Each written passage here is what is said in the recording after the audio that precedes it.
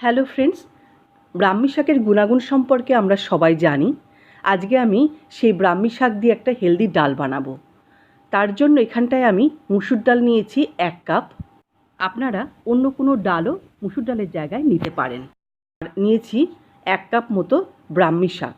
খুব ভালোভাবে বেছে কেটে ধুয়ে রেখেছি ব্রাহ্মী শাকটাকে। তাহলে চলুন শুরু করি। এবার ডালটাকে সিদ্ধ করার জন্য একটা কড়াইতে পরিমাণ মতো জল দিয়ে মুসুর ডালটাকে বসিয়ে দেব এবং সামান্য পরিমাণে নুন আর হলুদও দেব।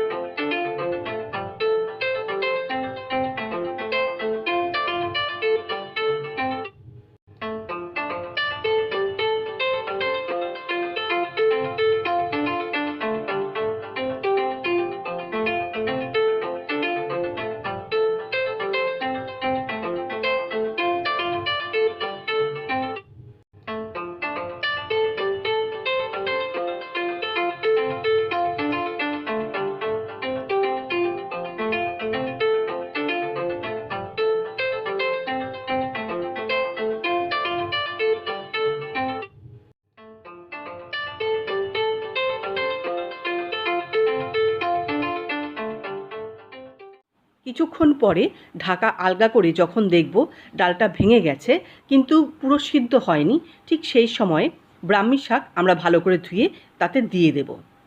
এইভাবে ব্রাহ্মী শাক ডালে দিয়ে অথবা কোনো পাঁচমেশালি তরকারিতে অথবা এমনি ভাজা করেও কিন্তু খাওয়া যায়।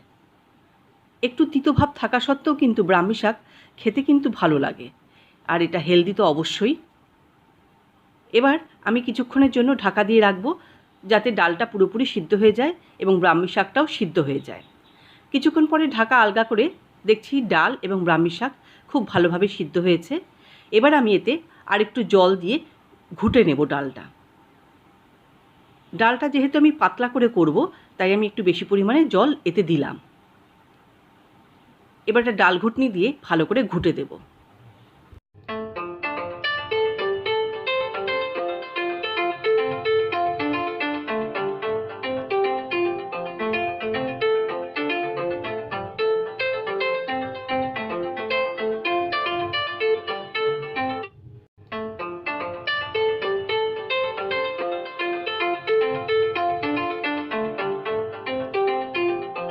ডাল ঘোটা আমার হয়ে গেছে। এবার আমি একটা পাত্রে ডালটা তুলে রাখছি। আর এই ডালটা একটু পাতলা করে করলে কিন্তু খেতে খুব ভালো লাগবে। এবার কড়াইটা ভালো করে ধুয়ে নিয়ে এতে আমি সামান্য পরিমাণে তেল দিলাম আর এতে কালো জিরে ফোড়ন দিলাম। যেহেতু আমি এটা হেলদি ডাল বানাচ্ছি তাই বেশি পরিমাণে সর্ষের তেল দেব না এবং এতে শুকনো লঙ্কা ফোড়ন দেব না।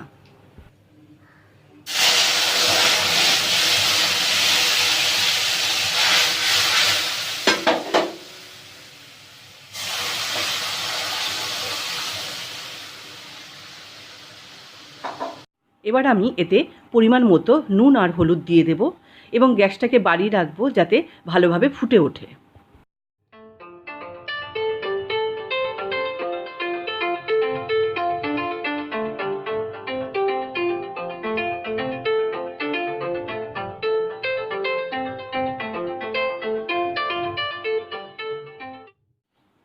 এবার আমি এতে আরেকটু সামান্য পরিমাণে জল দিয়ে দিলাম।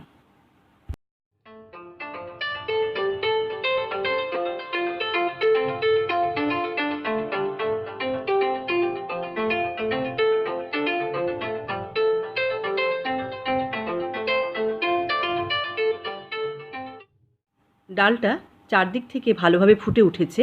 এইভাবে কিছুক্ষণ ফুটাবো, তারপর আমি গ্যাসটা নিভিয়ে দেব।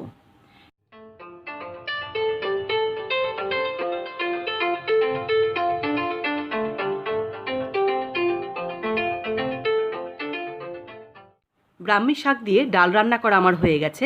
এবার আমি গ্যাসটা অফ করে দিলাম। হেলদি ডাল রান্না করা আমার হয়ে গেল। এইভাবে যদি ব্রাহ্মী শাক দিয়ে ডাল রান্না করি তা কিন্তু আমাদের পরিবারের সকলের শরীরের পক্ষে খুব উপকারী, আর একটা নতুন ধরনের ডালের প্রিপারেশনও হলো। সবাই ভালো থাকুন এবং সুস্থ থাকুন। আর আপনাদের কেমন লাগলো তা অবশ্যই কমেন্টস বক্সে জানাবেন। আর আমাদের এই চ্যানেলটিকে সাবস্ক্রাইব করে আমাদের পাশে থাকুন। আর অবশ্যই লাইক এবং শেয়ার করুন। তাহলে আজকে এখানেই বিদায় নিলাম। নমস্কার।